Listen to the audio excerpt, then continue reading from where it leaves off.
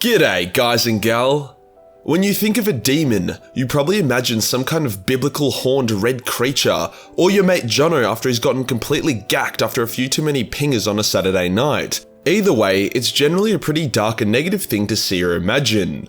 Well, Warhammer actually spells demon like daemon, but it sounds like demon, it just has an A before the E, which completely changes the definition from a cranky, horny, and I mean horny in a multiple ways here, evil devil spawn, to a supernatural entity that acts as a bridge between gods and humans. The main thing there being that a demon isn't necessarily evil, it's just that the warp is super messed up right now, so that 99% of the things swimming around in there are very naughty, but not 100%.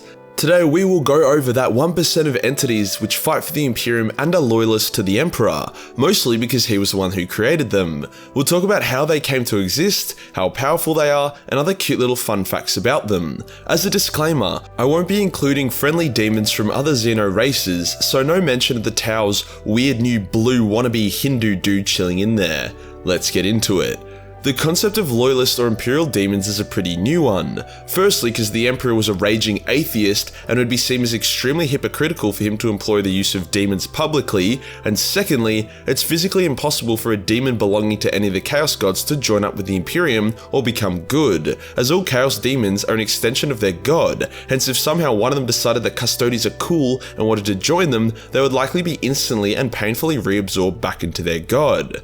The first potential Imperial demon was created by the Emperor during the unification of Terra. This entity was called the Angel, and it was like an experimental Primarch, except way more unhinged. Like this flappy boy made Conrad look sane. The Angel was twice as tall as a man and had a flaming sword and a blue flaming trail. It was a very dramatic looking being that loved to show off. It was also an absolute monster in combat, easily slaughtering naughty demons and even beating an ancient super powerful demon prince. As time went on though, its unstable mind began to get the better of it, hence it began to genocide humanity for the lols, as you do.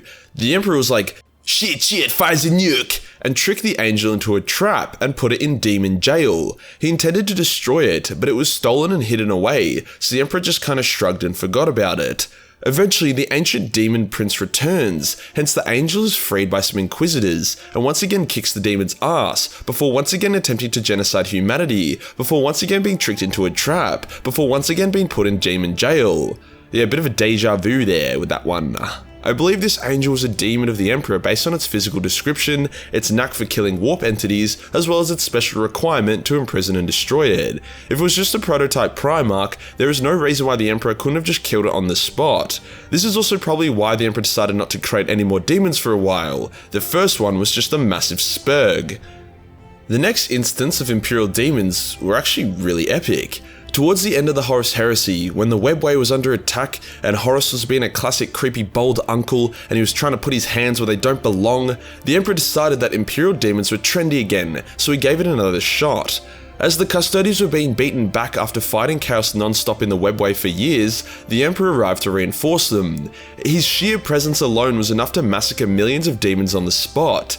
To deal with the Chaos demons that didn't instantly shit themselves and die, the Emperor summoned forth an army of flaming ghost space marines that were either A, the vengeful souls of the Astartes that were killed on Istvan, or B, the manifestation of the Emperor's wrath over the death of the Astartes killed on Istvan. They even had a headless Ferrus Manus spooky ghost there.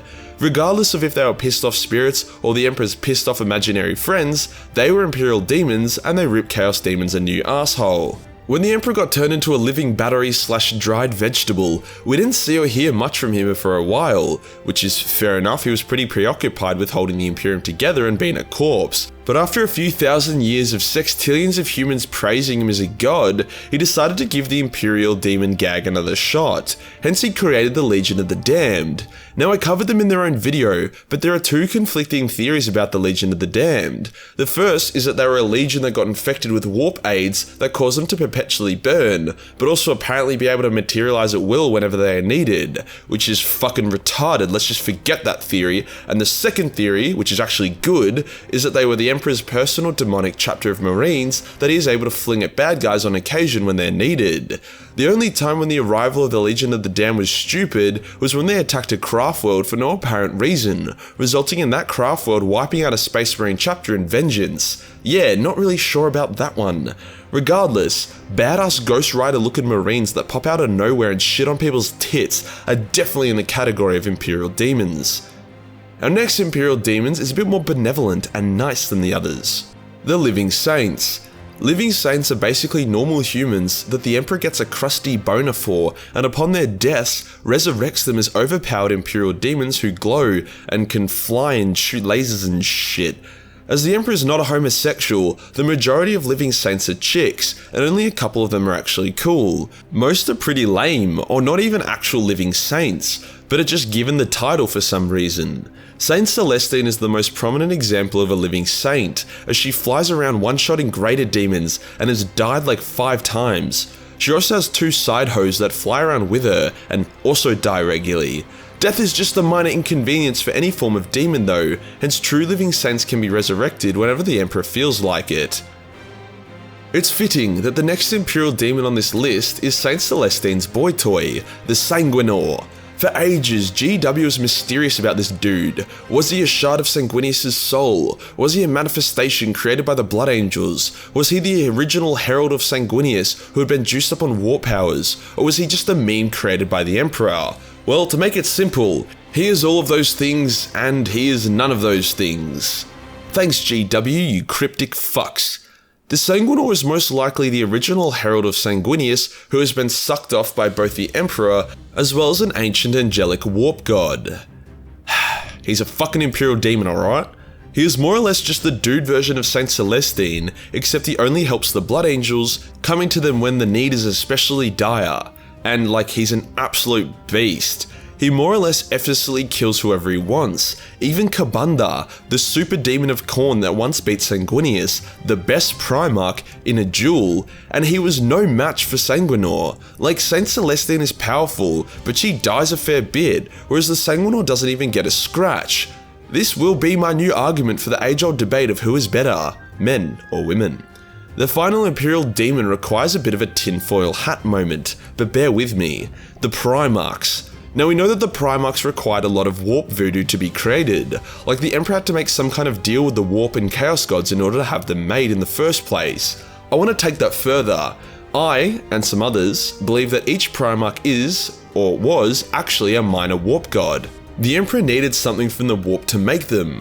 I reckon he needed 20 warp god souls and then used his hectic biomancy skills to put those souls into mortal bodies. The best example of this is the existence of Sanguinius. In recent lore, it has been revealed that in the warp, there are 2 warp god angels fighting over the souls of the Blood Angels. One is dark and one is light. However, these angels have been fighting for millions of years, way before the Blood Angels, Sanguinius, or even the Emperor even existed. Hence the Emperor captured the souls of these angels and used them to create Sanguinius, hence why Sanguinius is so noble, but also capable of so much rage and darkness, and why the Blood Angels are linked to these ancient angels. This would also explain why the Primarchs are so diverse and hard to control. The Emperor didn't want to end up as a corpse leader of a dying superstitious empire. If it were up to him, all the Primarchs would be a bunch of autistic commanders that did what he said without question. But commanding the unfaltering and unquestionable loyalty of 20 gods is harder than it sounds.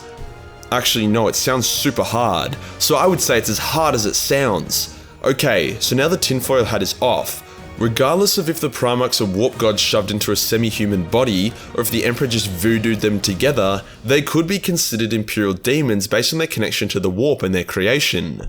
Or, you know, maybe I'm a dumbass who's totally wrong and is about to look like a fool when the next couple codexes drop.